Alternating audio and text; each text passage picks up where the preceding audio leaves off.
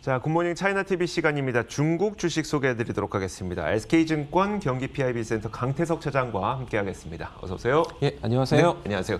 진짜 뜨겁고 뜨거운 이 엔트그룹과 관련된 내용들이 계속 업데이트가 되고 있더라고요. 이번에도 그 업데이트된 내용을 좀 소개해 주실 예정인 걸로 알고 있는데 어떻게 된 겁니까? 엔트그룹 뭐 해주겠다는 겁니까, 이제? 항상 그렇듯 요즘은 이제 엔트그룹 먼저 말씀을 드리게 됩니다. 네. 예. 근데 여기 혹시나 싶어서 먼저 확인차 말씀을 드리는 네네. 건데요.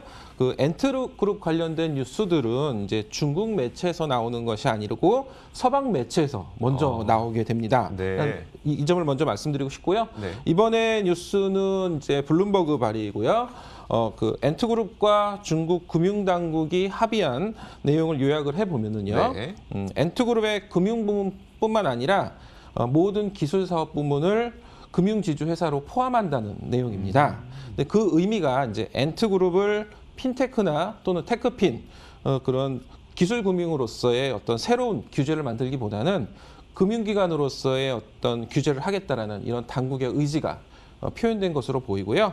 1월 말에 그 인민은행 판공성 부행장이 파이낸셜 타임즈에서 인터뷰한 내용 중에서 네. 비슷한 내용이 있습니다. 그 핀테크는 본질적으로 금융업이다. 동일한 업종에는 동일한 룰을 적용하는 원칙을 관철해야 한다라는 점입니다. 그리고 월스트리트 저널에서는 이제 엔트그룹이 금융지주 회사로 전환될 경우에 대규모 유상증자를 하게 될 것이고 네. 결국에는 마윈 회장의 지배력을 잃게 될 것이다라고 이렇게 전망을 했거든요. 그래서 아직 뭐 구체적인 내용이 나온 것은 아니라서요. 정확히 말씀드리기는 어렵지만 아마도 이제 중국 금융당국과 엔트그룹의 그 공식적인 입장이 아마 춘절 전후로, 네네. 그러니까 이번 주나 이제 다음 주 정도 나오겠죠. 나온다고 하니까요. 한번 기다려 보셔야 할 것 같습니다. 그 대규모 유상증자를 한다, 그러니까 추정컨대, 그러니까 지금 추정입니다. 확실하게 나온 건 없으니까. 대규모 유상증자를 한다는 것은 그 유상증자의 대상은 아마 국가가 될 거고, 그렇지 이제 국가가 소유한 이제 여러 기관들이 국영기관이 있겠죠. 될 거고, 예. 결국은 이제 그 엔트그룹을 국가가 소유한 기업이 되면 우리가 승인해주겠다. 이 정도의 뉘앙스가 지금까지 좀 내비쳐지고 그렇게 되면 IPO가 좀 더 원활하게 진행될 것으로 예상이 되죠. 그게 정답은 아니지만요. 예. 어떻게 될지는 모르겠지만 어쨌든 좋습니다. 엔트그룹이 되긴 될 텐데 국가기업으로 좀 될 가능성이 높아지는 그런 분위기인 것 같네요. 예, 그렇습니다. 알겠습니다.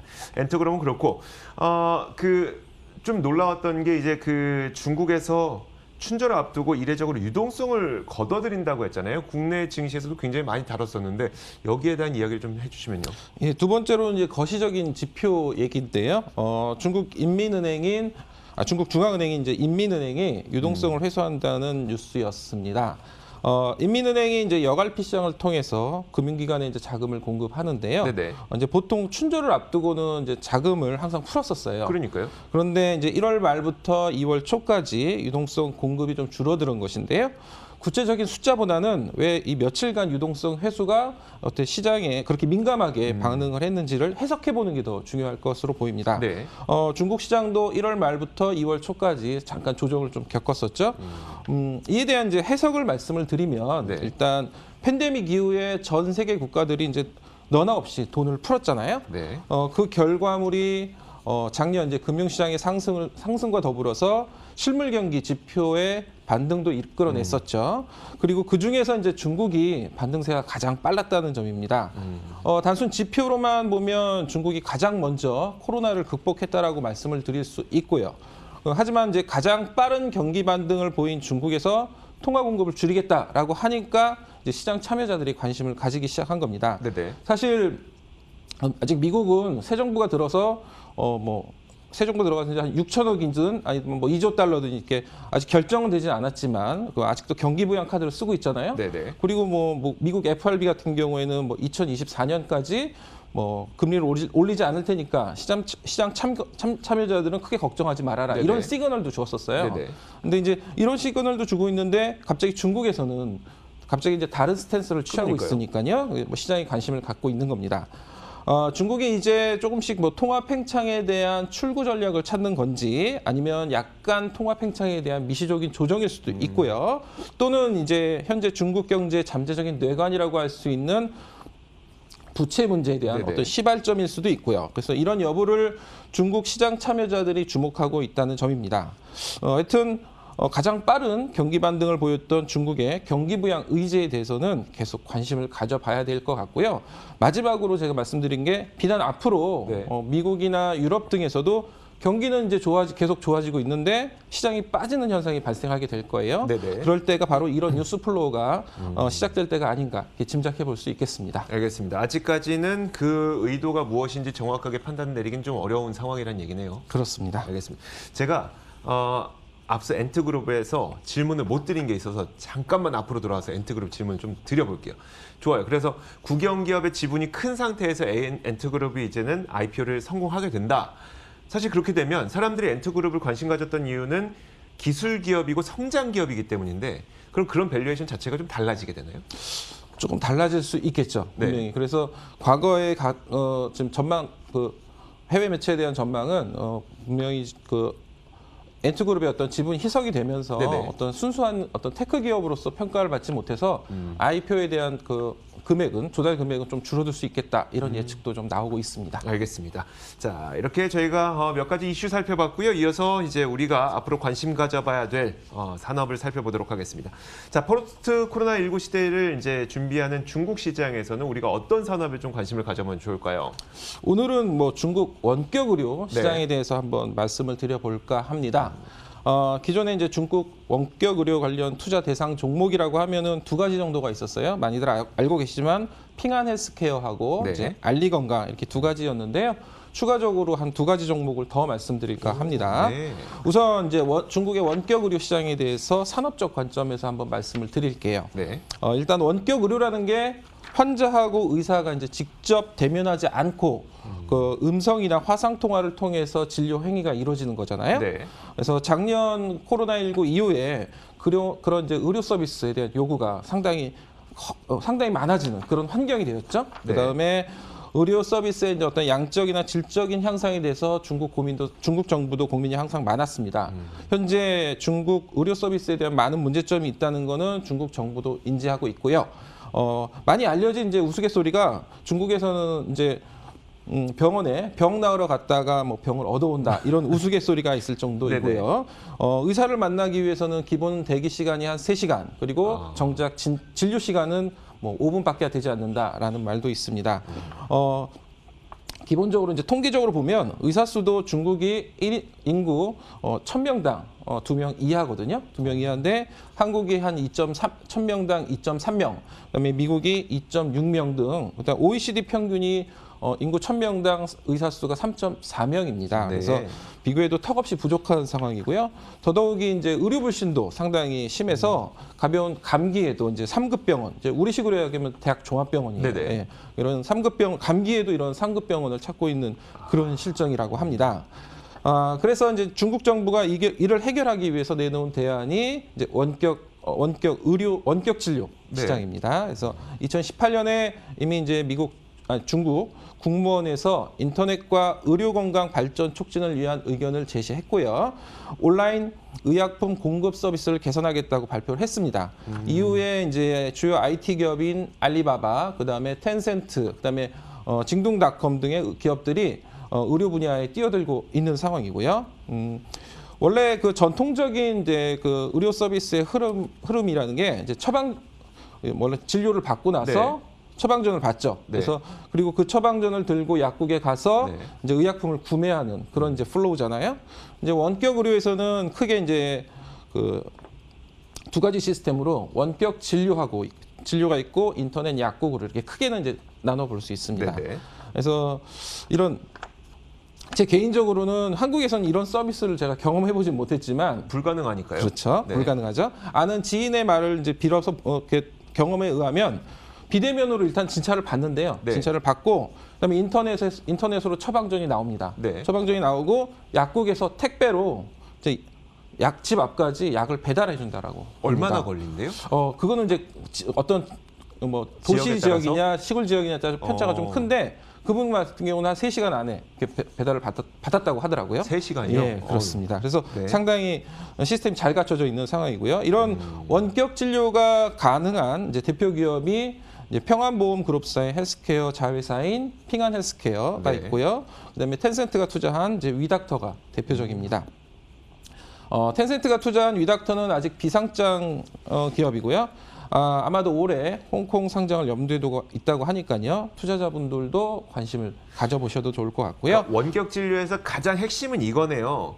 그러니까 진료를 내가 뭐 의사를 화면으로 보고 그 사람의 이야기를 듣는 것도 중요하겠지만 물론 이 과정을 통해서 서비스 피를 내는 것도 중요하겠지만 약을 받는 게 가장 중요한 수익원이겠네요. 그럴 수도 있죠. 예, 그래서 원격 진료 를 하고 있는 지금 뭐 핑안 헬스케어나 위닥터 같은 경우도 네네. 자체 인터넷 병원을 보유하고 있고요. 그다음에 주요 병원과의 파트너십을 통해서 원격 진료 서비스를 제공하고 있습니다. 그리고 아까 방금 말씀드린 이제 원격 진료와 더불어서 아까 말씀드린 이제 인터넷 약국, 그러니까 네네. 의약품을 이제 직접 구입하려 하는 거잖아요. 네. 이쪽 분야에 대한 시장은 더더욱 커지고 있는 상황이고요. 중국 내 이제 의약품 배달 가능한 업체가 인터넷 약국을 보유한 회사하고 이제 일반 배송 업체인데. 네네. 중국 내 인터넷 상거래 업체 1, 2위가 어떤 것인지는 아시잖아요. 그쵸, 네. 그렇죠? 이제 알리바바하고 징둥닷컴입니다. 그래서 알리바바의 자회사인 이제 알리 건강이 있고요. 그다음에 징둥닷컴의 자회사인 JD 헬스가 있고요. 이 두 회사 모두 홍콩에 상장이 되어 있습니다. 와, 그래서 오늘 저희한테 소개해 주실 기업은 그러면 정리해 보면 알리건강, 징둥헬스, JD헬스 그리고 평안 헬스케어 이 세 가지 기업이 되겠네요. 그렇습니다. 그리고 뭐 아직 비상장이지만 뭐 이제 그 위닥터도 말씀드리고요. 예. 좋습니다. 어떤 기업부터 볼까요? 평안 헬스케어부터 먼저 한번 볼까요? 워낙 그 지금까지 업력이 좀 있었던 기업이 여긴 거죠, 그러면? 그렇습니다. 그 핑안 헬스케어 같은 경우는 홍콩에 네. 상장이 되어 있고요. 전주 금요일 종가가 104.9 홍콩 달러입니다. 이름에서 아시다시피 중국 최대 보험 회사인 이제 평안보험의 자회사이고요. 그다음에 등록 고객 수가 한 3억 1,500만 명으로 중국 최대 원격 진료 기업입니다. 그 원격 진료 분야에서는 이제 크게 이제 원격 진료가 있고 전자 처방 그리고 이제 온라인 약국 그리고 오프라인 병원 약 예약 이렇게 네 가지 구체적으로 나눌 수 있는데요. 네네. 이 네 가지가 모두 가능한 시스템을 구축하고 있고요. 역시 가장 큰 강점은 역시 모기업의 후광이겠죠. 등록 기업의 한 50% 정도, 매출의 한 44% 정도가 그룹사에서 창출되고 있고요. 보험 가입 고객들은 이제 상대적으로 장기 가입 고객이잖아요. 네네. 그래서 상당히 로열티가 높고 그래서 원격 진료 부분에서 상당히 큰 강점을 보유하고 있습니다. 2020년 실적을 보면 매출이 77억 위안에 세전 영업 적자가 6억 4천만 위안으로 기록했고요. 작년과 올해는 이제 인프라 구축에 따른 비용으로 내년부터는 흑자 전환에 기대감이 좀 있습니다. 알겠습니다. 워낙 그 앞서 말씀해 주셨던 것처럼 중국에서는 의료 시스템이나 의료진에 대한 그 신뢰도가 낮은 상태이기 때문에 오히려 평안보험이라는 신뢰도가 높은 기업을 모기업으로 갖고 있는 평안 헬스케어에 대한 어떤 신뢰도가 좀 높겠네요.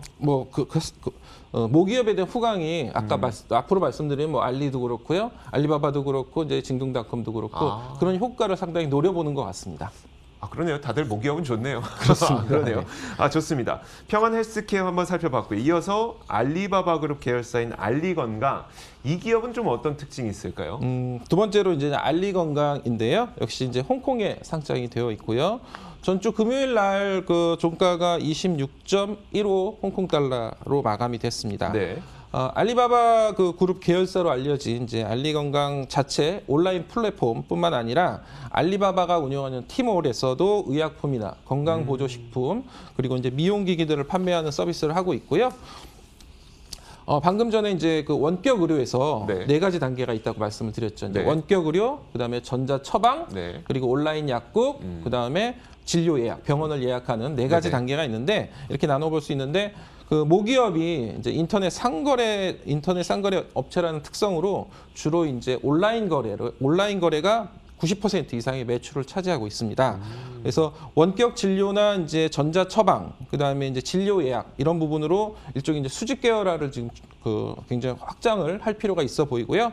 이제 알리건강의 가장 큰 강점은 역시 이제 그 제휴된 약국의 수인데요. 이제 제휴된 그 약국의 수가 많을수록 확실히 이제 그 어떤 배송이 빠르겠죠? 확정력이나 네. 그런 배송이나 이런 부분에서 경쟁력이 있겠잖아요. 그래서 현재 제휴된 약국의 수가 한 9만 5천 개 정도로 타사 대비 가장 많은 수입니다. 그래서 인터넷 병원도 설립이 되어 있어서 처방약의 이제 직접 배송도 가능하다는 점이 있고요. 2020년도 이제 아까 실적을 비교해 보면 매출은 107억 위안으로 세전 영업 적자가 한 3천만 위안 정도로 나오고 있습니다. 그래서 아까 이전에 말씀드린 핑한 헬스케어보다는 실적이 조금 나은 부분이 있는데요. 그 이유가 주로 이제 온라인 약품을 통한 판매 등이 주요 비즈니스이기 때문에 그런 점이 있지만 이제 원격 진료 부분에서는 아직 경쟁력이 부족하다는 평가가 있습니다. 그래도 뭐 실적 측면에서는 올해 이제 흑자 전망에 대한 기대감을 가져볼 수 있겠죠. 약을 워낙 많이 배송하고 잘 배송하다 보니까 알리건강의 경우에는 평안 헬스케어보다는 돈은 잘 버는데 근데 원격 진료의 경쟁력이 낮다는 것은 의료진이나 이런 것들이 잘 확보가 많이 안 되어 있나 보네요. 그렇죠. 상대적으로 구축 원격 진료라든지 그다음에 그 처방이라든지 그리고 이제 실질적으로 병원을 예약하는 이런 네네네. 여러 가지 복합 통합적인 시스템에 대한 구축은 상대적으로 좀 약세입니다. 그런 장단점이 있는 상태군요. 좋습니다. 자, 이렇게 평안 헬스케어, 알리건강 살펴봤고 이번엔 그러면 사실 저는 이 두 기업은 꽤 많이 들어봤어요. 근데 JD 헬스는 그렇게 많이 들어보지 않아서 JD 헬스는 어떤 특징을 갖고 있어요? 그 징둥닷컴의 이제 계열사인 JD 헬스인데요. 네. 작년 12월 이제 8일 날 홍콩에서 상장을 했습니다. 그래서 네. 이제 많이들 이제 잘 인식을 못 하고 계신데요. 가장 최근에 상장을 했죠. 그러네요. 그래서 홍콩 증시 상장을 통해서 조달한 금액이 34억 8천만 달러이니까요. 네. 우리 돈으로는 3조 8천억 원입니다. 결코 작은 금액이 아니죠. 당시 공모가가 70.58 홍콩 달러였고요. 현재 전주 금요일 종가가 한 155.5 홍콩 달러니까 거의 3개월이 안 되는 기간에 100% 이상 상승을 했습니다. 근데 현실적으로 이제 국내 투자가분들이 이제 공모 시장에 참여할 수는 없잖아요. 네네. 그렇죠. 공모 시장에 참여할 수 없기 때문에 공모 첫날 종가에 이제 샀다라고 가정을 해도 공모 첫날 종가가 110 홍콩 달러였거든요. 네네. 그래서 첫 공모날 시장에서 매입했다고 가정을 해도 지금 기준으로 오늘 전주 종가 기준으로 해도 한 30% 이상의 이제 수익을 낼 수 있었던 네. 기회가 있었던 거죠. 차트를 한번 보시면 공모 효과로 인해서 작년 말에 이제 그 198 홍콩 달러까지 올라갔다가 네네. 지금 한 2개월 정도 사이에는 140에서 한 160 홍콩 달러로 가격대에서 이제 횡보를 하고 있습니다. 뭐 상대적으로 지금 그 자료는 많이 부족한데 네. IPO 관련된 자료를 찾아보면 2020년 반기 매출이 나와 있어요. 네. 그래서 반기 매출이 작년 2020년 1월부터 6월까지 매출이 한 88억 위안이거든요. 그래서 이전에 말씀드린 핑한 헬스케어나 알리건강의 매출을 훨씬 훌쩍 뛰어넘는 점에 있어서 한번 관심을 가져보셔도 좋으실 것 같습니다. 이게 반기 매출이라고 하셨죠? 이게 반기 매출이죠. 반년 만에 88억인데 이게 그 보니까 평안 헬스는 1년 동안 77억이잖아요. 그렇습니다. 그래서 알리건강이나 이제 그 핑한 헬스케어보다 훨씬 더 매출 규모에서 나와 있는데 그 정확하게 어떤 매출의 어떤 구성인지 이런 부분들은 아직 그 데이터를 그렇죠. 뭐 상장한 지 얼마 안 됐으니까 그 세부 내용을 다 공개는 하지 않은 상태였으니까요. 그렇습니다. 이제 내년 정도면은 알 수 있겠죠. 그렇죠. 그러면 그 현지에 계시는 분에게 직접 이야기를 들어보고 3시간 만에 약을 받았던 경험을 전해 들으신 거잖아요. 그분이 얘기하시기로는 그러면 사람들이 주변에서 가장 많이 사용하는 게 진짜 JD 헬스인 건가요? 그런 부분들은 아니고요. 네네. 그렇게 JD 어떤 특정 업체를 이용한다고 그렇게 말씀한 건 아니고, 네네. 예, 그냥 이제 그런 한국에서는 해보지 못했던 전혀 못 경험이니까 경험했으니까요. 중국에서 이게 가능하다라고 해서 이제 그렇게 얘기를 한 거죠. 그냥 구체적인 소개만- 업체는 업체는 얘기 안 해주셨고 알겠습니다. 아니 이게 진짜 현지에서는 어떤 업체를 많이 사람들이 선호하는지 이런 것들 좀 들어보고 싶었던 거고요. 자, JD 헬스는 이 정도까지만 지금 조사가 되신 건가요? 예, 그렇습니다. 그러면 마지막으로 한 가지 더 그 위닥터 말씀해 주신다 그랬었거든요. 위닥터 물론 비상장이긴 하지만 이 현황을 좀 파악하기 위해서는 위닥터에 대한 이야기도 좀 해주시면 좋을 것 같아요. 네, 위닥터도 뭐 아직 상장이 이제 계속 미뤄져 원래는 이제 작년에 상장이 되기로 예정이 되어 있는데 네네. 지금 이렇게 미뤄졌고요. 근데 그 테크 기업의 이제 가장 큰 형님이라고 할 수 있는 이제 텐센트라고 네네. 있잖아요. 이제 텐센트가 투자한 위닥터가 아마 이제 올해 홍콩 증시에 이제 상장을 예정하고 있다고 합니다. 물론 이제 공모가나 이제 실적도 이제 물론 검토를 해봐야겠죠. 네네. 해봐야겠지만 관심을 보시면 이제 상장 초기에 한번 투자를 해보시는 것도 뭐 한번 고민해 보시는 게 그럼 좋으실 것 같습니다. 알겠습니다. 위닥터까지 이야기를 들어봤습니다. 아무래도 그 IPO를 예정하고 있는 기업이나 아니면 갓 IPO를 했던 기업들은 그 실적도 전체를 공개를 다 안 하고요. 그러다 보니까 정보가 그렇게 많지는 않지만 최대한 저희가 모을 수 있는 정보들 다 모아서 소개를 해드렸습니다. 그래서 핑한 헬스케어 그리고 알리건강 그리고 JD 헬스까지 소개를 해드렸습니다. 자, 지금까지 SK증권 경기 PIB 센터 강태석 차장과 함께 이야기 나눠봤습니다. 고맙습니다. 예, 감사합니다.